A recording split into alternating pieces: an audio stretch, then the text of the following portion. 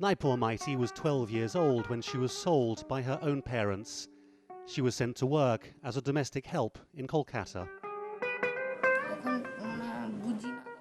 Before it started, I never understood what would happen. We thought that here in the village, I wouldn't get food or clothes, and I thought if I went to the city, I would get a better life. That they would do this to us is beyond our imagination. Naipur hoped it would lead to a better life and provide a vital income for her family. They used to get me by the hair, bash my head against the wall and put my hair in the fan. They had walking sticks and they used to beat me with them. The two sons who went to school used to taunt me and tell me, if you wanted to study, why did you leave your family?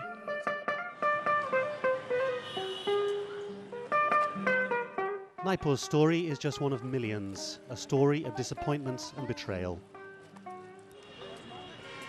In India, children have few rights.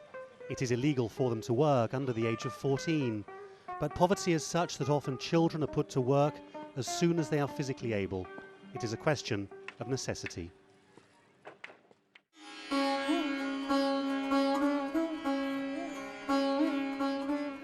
Anulberia is a small village with a painful past. All of these girls are victims of trafficking.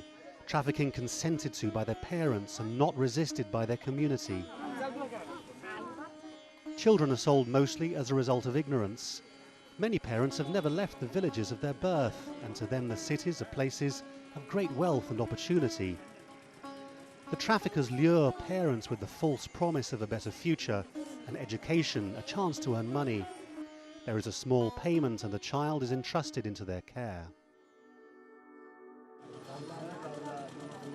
Arjun was a child trafficker. He has bought and sold children for his own profit. He has acted as a middleman, preying on poor families and persuading them to hand over their children and then passing them on to brokers in the cities. He's a known figure in this community as he's responsible for taking several girls away from the village. I was a cycle mechanic in the village. A man from Delhi came to my house. I asked if he could get me a job in Delhi. I was in debt and needed money. I had a debt of 16,000 rupees. So I went to Delhi and he told me, why don't you supply me with girls from your village and you can take the commission from the families. I used to get 200 rupees for each girl I sold. 200 rupees is less than $5. In contrast, a buffalo here can fetch up to $350. But Arjun knows that this money is a life source to the desperately poor villagers he targeted. As we pressed him for more details, he became uncomfortable talking about his past. I'm feeling faint. You're asking me difficult questions. Let me sit down. I don't like what you're asking me. It's all in the past. I was poor. I don't want to talk about it now. Arjun says he now realizes that trafficking is wrong and has decided to fight the problem rather than be a part of it. He and many of the parents are now on the same anti-trafficking committee, victims and perpetrators working to try to stop the cruel practice happening in their village. But for many, the damage has already been done. Manju and her friends were trafficked by Arjun, sent to live with strange families hundreds of miles away, where many of them suffered terrible physical abuse. Manju's mother said she had no choice but to send her daughter away. When she was growing up, I never thought she would live with someone she didn't know. But I have a boy who's disabled. We have to spend such a lot on him, and he's constantly suffering. It destroyed my entire family. We got into so much debt. I didn't know how to bring up 3 children like this. How could I educate 2 normal kids? I thought I would educate the normal boy. He would go to school, and the girl would go to work in the city. Manju, like most children, was sold out of a mixture of ignorance and necessity. The stories brought home by her and her friends have helped to raise awareness, but they're haunted by their experiences. Manju's relationship with her mother has suffered. When I went to the city and saw other fortunate children who went to school and had a good life, I used to wonder, what if I would go to school with them? What if I had a life of my own? If I could study as well and maybe in the future get a job? I think my parents were poor, they didn't have the money to feed me, and that's why they sent me. I think it was my mother's fault. I've been very angry with my mother, but she told me, "You've seen our conditions, we couldn't feed you. What could we do?" This little village may have been able to fight back successfully against the traffickers, but truly it's the exception. Charities estimate, for example, that in Calcutta, some 50,000 people work as domestic servants. In Delhi, that figure's 80,000, and across India, charities say, some 11.5 million people work for a pittance in somebody else's house. Some 70% of them are children. Child trafficking is the third largest illicit trade in the world. It affects up to 12 million people and generates more than $30 billion a year. In the West, trafficking carries connotations of the clandestine, illegal smuggling of people across international borders. But in India, the practice is more open. There are more than 10 million child workers, and there is no anti-trafficking law. India's children are ripe for exploitation.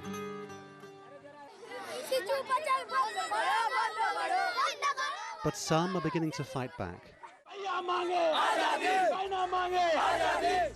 At this demonstration, thousands of children have turned out to lend their voice to the anti-trafficking cause.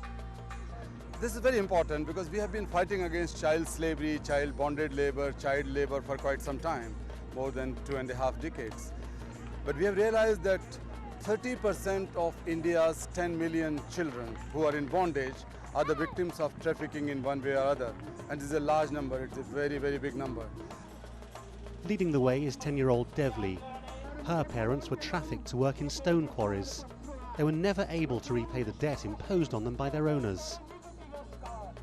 Devli was brought up in slavery. The owner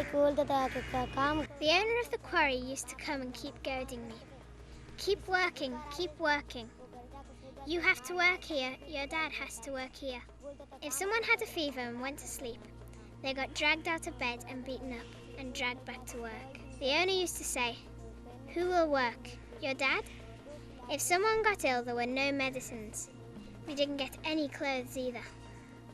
We were given 2 kilos of flour every second or third day, and we had to mix it with water and drink it.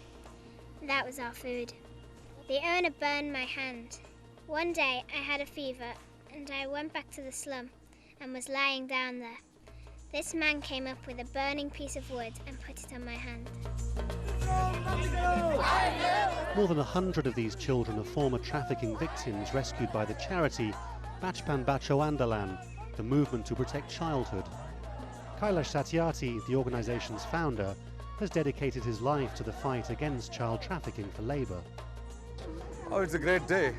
It's overwhelming, it's exciting. And I'm sure that this is the biggest social mobilization in the world against the menace of child trafficking, and child trafficking particularly for forced labour. The march passes the Victoria Memorial, a reminder of British rule in India. Foreign influence has come and gone, but while the West has abandoned notions of slavery and child labour, India has been left behind.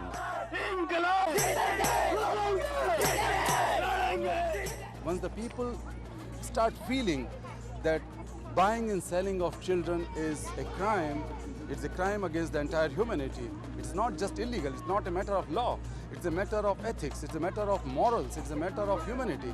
And we are challenging those very, conscience of the people. Changing mindset is the first hurdle in the fight against trafficking.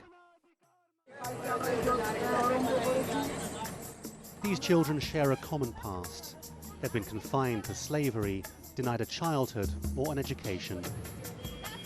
For the next month, they'll travel 5,000 kilometres, spreading their message across northern India and into Nepal, warning other children of the dangers of trafficking. In each place they visit, the locals look on bewildered, but the message seems to be getting through. Kids are being taken to different countries and different places, girls especially. That's what the protest is trying to say. Most probably they attract kids with money and promise a good life. They are taking away people's children. This is not just a problem of this area.